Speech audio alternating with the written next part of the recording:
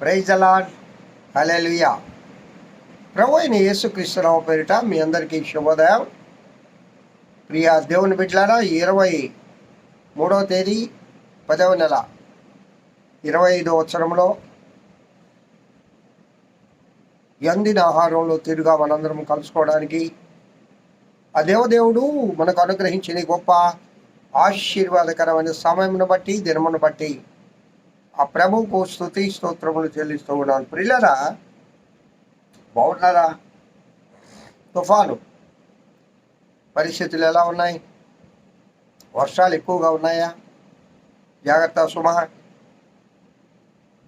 నా గుంటూరు జిల్లాలో కూడా పిడుగుబడి కొంతమంది చచ్చిపోవడం జరిగింది.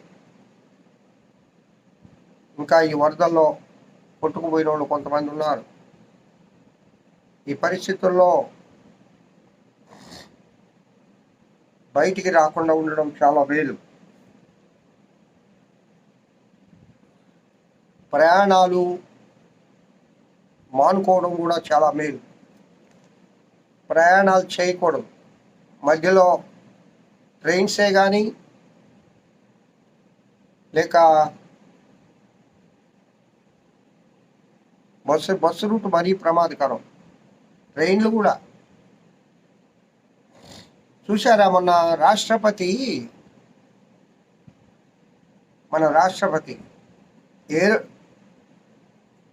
ఆమె వస్తున్న హెలికాప్టర్ ఏమైంది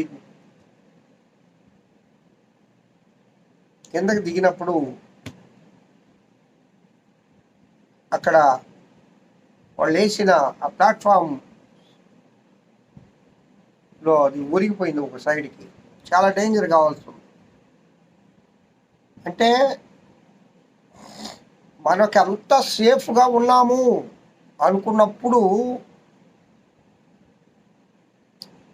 అది సేఫ్ కాదు, అక్కడ చాలా ప్రమాదం ఉంది అని దేవుడు జ్ఞాపకం చేస్తూ ఉంటాడు.